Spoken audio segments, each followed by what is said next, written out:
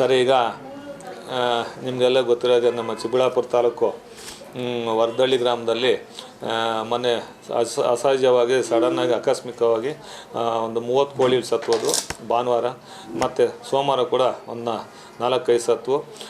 ಇಷ್ಟಾದ ತಕ್ಷಣ ನಾವು ಅದನ್ನು ಸತ್ತಿರೋ ಕೋಳಿ ಮತ್ತು ಸ್ವ್ಯಾಬ್ಗಳು ಅಂತ ಏನೇನು ಹೇಳ್ತೀವೋ ಆ ಸ್ವ್ಯಾಬ್ಗಳನ್ನ ಲ್ಯಾಬಿಗೆ ಕಳಿಸಿದಾಗ ಹೆಬ್ಬಾಳಿಗೆ ಕಳಿಸಿದ್ದು, ಹೆಬ್ಬಾಳಿಂದ ಅಲ್ಲಿ ಭೂಪಾಲಿಗೆ ಹೋಗಿ ಭೂಪಾಲ್ ನಿಷಾದ್ ಲ್ಯಾಬಿಂದ ಅಲ್ಲಿ ಆ ಸತ್ತಿರೋ ಕೋಳಿಗಳು ಈಗ ಬದುಕಿರೋ ಕೋಳಿಗಳಲ್ಲಿ ಯಾವ್ದು ನಾವು ಸ್ಯಾಂಪಲ್ ಕಳಿಸಿರೋ ಅದರಲ್ಲಿ ಇನ್ಫ್ಲೂಯೆನ್ಸಾ ಎ ವೈರಸ್ ಅಂತ ಹೇಳ್ತೀವೋ ಆ ವೈರಸ್ ಇರೋದು ದೃಢೀಕರಣಪಟ್ಟಿದೆ.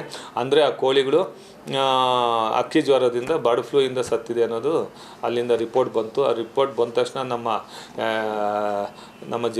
ಮಾನ್ಯ ಜಿಲ್ಲಾಧಿಕಾರಿಗಳ ಜೊತೆ ಮತ್ತು CEO ಸಾಹೇಬ್ರ ಜೊತೆ ಮಾತಾಡಿ ಅವರು ತುರ್ತುವಾಗಿ ಸಭೆಯನ್ನು ಕರೆದು ಎಲ್ಲ ಬೇರೆ ಇಲಾಖೆಯ ಜೊತೆ ಎಲ್ಲ ಸಭೆ ಮಾಡಿ ನಮ್ಮ ಜಿಲ್ಲಾಧಿಕಾರಿಗಳು ಆದೇಶ ಕೊಟ್ಟರು. ಆ ಆದೇಶ ಪ್ರಕಾರ ಯಾವ್ಯಾವ ಇಲಾಖೆಯವರು ಏನೇನು ಕೆಲಸ ಮಾಡಬೇಕಂತ ಸಾಹೇಬರು ಆದೇಶ ಕೊಟ್ಟರು. ಅದ್ರ ಪ್ರಕಾರ ನಾವು ಆದೇಶ ಮಾಡಿ ಮತ್ತು ನಮ್ಮ ಏನಿದೆ ಈ ಅಕ್ಕಿ ಜ್ವರದ್ದು ಗೌರ್ಮೆಂಟ್ ಆಫ್ ಇಂಡಿಯಾದಿಂದ ಆಕ್ಷನ್ ಪ್ಲಾನ್ ಇರುತ್ತೆ. ಆಕ್ಷನ್ ಪ್ಲಾನ್ ಪ್ರಕಾರ ನಾವು ಕೆಲಸ ಮಾಡಿ ಆ ಊರಲ್ಲೆಲ್ಲ 4 ದಿವಸದಿಂದ ಡಿಸ್ಇನ್ಫೆಕ್ಟೆಂಟ್ ಸ್ಪ್ರೇ ಮಾಡ್ತಾಯಿದ್ದೀವಿ ಮತ್ತು ಸ್ವಚ್ಛತೆ ಕಾಪಾಡೋಕ್ಕೆ ಗಮನ ಕೊಡ್ತಾಯಿದ್ದೀವಿ. ಜನಗಳು ಕೂಡ ಮಾಹಿತಿ ಕೊಟ್ಟು ಜನಗಳು ಕೂಡ ಈ ಥರ ನಿಮ್ಮೂರಲ್ಲಿ ಅಕ್ಕಿ ಜ್ವರ ಕಾಣಿಸಿದೆ ಅಂತ ಹೇಳ್ಬಿಟ್ಟು ಅದನ್ನು ನಾವು ಕಲ್ಲು ಮಾಡಬೇಕು, ಕೋಳಿಗಳನ್ನ ನಾಶ ಮಾಡ್ಬೇಕಂತ ಹೇಳ್ಬಿಟ್ಟು ಮೊನ್ನೆ ರಾತ್ರಿನೇ ಹೋಗಿ ಅವ್ರಿಗೆಲ್ಲ ಆಚೆ ಬಿಡಬೇಡಿ ಅಂತ ಹೇಳ್ಬಿಟ್ಟು ಬಂದಿದ್ವಿ. ಎಲ್ಲರೂ ಇಟ್ಕೊಂಡಿದ್ರು, ಕೆಲವರು ಗೊತ್ತಿಲ್ಲದೆ ಆಚೆ ಬಿಟ್ಬಿಟ್ಟಿದ್ರು. ನೆನ್ನೆ ಬೆಳಗ್ಗೆಯಿಂದನೇ ನಾವು ಊರಲ್ಲಿ ಇರೋ ಕೋಳಿಗಳನ್ನೆಲ್ಲ ನಾಶ ಮಾಡಿ ಮತ್ತು ಕೆಲವರು ಬಿಟ್ಟಿರೋ ಕೋಳಿ ಸಿದ್ಧರಿಂದ ರಾತ್ರಿ ಎಲ್ಲ ಕಾದು ರಾತ್ರಿ 9 ಗಂಟೆಗಳಿಗೆ ಆ ಊರಲ್ಲಿರೋ ಎಲ್ಲ ಕೋಳಿಗಳನ್ನು ನಾಶ ಮಾಡಿ ನಾವು ಒಂದು ಬರಿಯಲ್ ಪಿಟ್ಟನ್ನು ಮಾಡಿ ಬರಿಯಲ್ ಪಿಟ್ಟಲ್ಲಿ ಅದನ್ನು ಸತ್ತಿರೋ ಕೋಳಿನ ಗೋಣಿಚೀಲದಲ್ಲಿ ಕಟ್ಟಿ ಅದ್ರ ಮೇಲೆ ಸುಣ್ಣ ಎಲ್ಲ ಹಾಕಿ ಮುಚ್ಚಿಬಿಟ್ಟು ಈಗ ಅದ್ರ ಮೇಲೆ ಬ್ಲೀಚಿಂಗ್ ಪೌಡರ್ ಹಾಕಿದ್ದೀವಿ. ಇಷ್ಟೆಲ್ಲ ನೆನೆ ಮಾಡಿ ಈಗ ಊರಲ್ಲಿ ಒಂದು ಕೋಳಿ ಇಲ್ದಂಗೆ ಮಾಡಿದ್ವಿ. ಆ ಊರವ್ರು ಕೂಡ ಹೇಳಿದ್ದೀವಿ, ಇನ್ನು 90 ದಿನವರೆಗೂ ಯಾವುದೇ ಒಂದು ನೀವು ಕೋಳಿ ಸಾಕಬಾರ್ದು, ಅದರಲ್ಲಿ ವೈರಸ್ ಊರಲ್ಲಿ ಇದ್ದೇ ಇರುತ್ತೆ ಅಂತ. ಮತ್ತು ಊರಲ್ಲಿ ಕೂಡ ಎಲ್ಲ ನೆನ್ನೆನೋ ಡಿಸ್ಇನ್ಫೆಕ್ಟೆಂಟ್ ಸ್ಪ್ರೇ ಮಾಡಿದ್ವಿ, ಇವತ್ತು ಮಾಡ್ತಾಯಿದ್ದೀವಿ.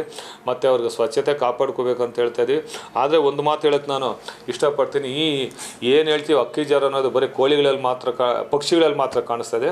ಇದರಿಂದ ಯಾವುದೇ ರೀತಿ ನಮ್ಮ ಜನರು ತೊಂದರೆ ಆಗೋದಿಲ್ಲ, ಯಾರು ಇದ್ರ ಬಗ್ಗೆ ಭಯ ಭ್ರಾಂತಿ ಆಗೋದು ಬೇಕಾಗಿರೋದಿಲ್ಲ.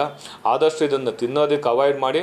ಆದ್ರೂ ಗೊತ್ತಿಲ್ಲ ತಿಂದಿದ್ರೂ ಭಯಭೀತಿ ಪಡಬೇಕಾಗಿಲ್ಲ. ಯಾಕಂದರೆ ಇದು ಏನಿದೆ ವೈರಸ್ಸು, ನಾವು ಕೋಳಿನ ಅದನ್ನು ಒಂದು 70 ಡಿಗ್ರಿ ಫ್ಯಾರನ್ಹೀಟಲ್ಲಿ ಅದನ್ನು ಬೇಯಿಸಿದರೆ ಎಲ್ಲ ವೈರಸ್ ಸತ್ತೋಗ್ತವೆ. ಅದರಿಂದ ಮನುಷ್ಯರಿಗಂತೂ ಬರೋ ಚಾನ್ಸ್ ಜಾಸ್ತಿ ಕಮ್ಮಿ ಇಲ್ಲವೇ ಇಲ್ಲ.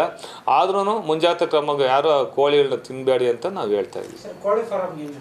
ಕೋಳಿ ಫಾರಮ್ ಈಗ ಏನಾಗಿದೆ, ನಾವು ಆ ಸುತ್ತಮುತ್ತ ಕೋಳಿ ಫಾರಮ್ನವ್ರಿಗೆಲ್ಲ ನಮ್ಮ ಸಿಬ್ಬಂದಿ ವರ್ಗದವ್ರು ಹೋಗಿ ಎಲ್ಲ ಭೇಟಿ ಕೊಟ್ಟಿದ್ದಾರೆ, ಅವ್ರಿಗೆಲ್ಲ ಹೇಳಿದ್ದಾರೆ ಸ್ವಚ್ಛತೆ ಎಲ್ಲ ಕಾಪಾಡಿ ಅಂತ ಕೊಟ್ಟಿದ್ದಾರೆ. ಮತ್ತು ಅವ್ರು ಕೂಡ ನಾವು ಮಾಹಿತಿ ಕೊಟ್ಟಿದ್ದೀವಿ.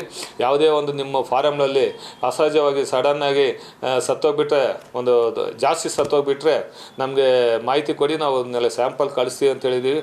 ಎಲ್ಲರಿಗೂ ನಾವು ಮಾಹಿತಿ ಕೊಟ್ಟಿದ್ದೀವಿ. ಈಗ ಏನಾಗಿದೆ ಅಂದರೆ, ನಾವು ಏನು ಸತ್ತಿರೋ ಕೋಳಿ ಆ ಊರಲ್ಲಿ ಎಲ್ಲಿ ನಾವು ಅಕ್ಕಿ ಜ್ವರ ಇದೆ ಅನ್ನೋ ಊರಲ್ಲಿ ಇನ್ಫೆಕ್ಟೆಡ್ ಝೋನ್ ಅಂತ ಮಾಡಿರ್ತೀವಿ, ಅಲ್ಲೆಲ್ಲ ಕೋಳಿನೆಲ್ಲ ಸಾಯಿಸಿ ಕ್ಲೀನ್ ಮಾಡಿಬಿಡ್ತೀವಿ.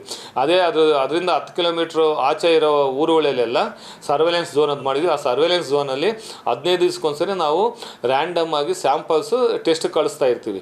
ಅದರಲ್ಲಿ ಏನಾದರೂ ಪಾಸಿಟಿವ್ ಬಂದರೆ ಮತ್ತೆ ಅಲ್ಲೆಲ್ಲ ನಾವು ಅಲ್ಲಿರೋ ಕೋಳಿ ಸಾಯಿಸಬೇಕಾಗುತ್ತೆ. ನೆಗೆಟಿವ್ ಬಂದರೆ 3 ತಿಂಗಳೊಳಗೂ ಈ ಥರ ಸ್ಯಾಂಪಲ್ ಕಳಿಸಿ ಯಾವುದೇ ಒಂದು ವೈರಸ್ ಇದೆ ಅಂತ ದೃಢಪಟ್ಟಿಲ್ಲ ಅಂದಮೇಲೆ ಇದನ್ನು ಅಕ್ಕಿ ಜ್ವರದಿಂದ ಮುಕ್ತವಾಗಿದೆ ಅಂತ ಸರ್ಕಾರದಿಂದ ಪ್ರಕಟಣೆ ಆಗುತ್ತೆ.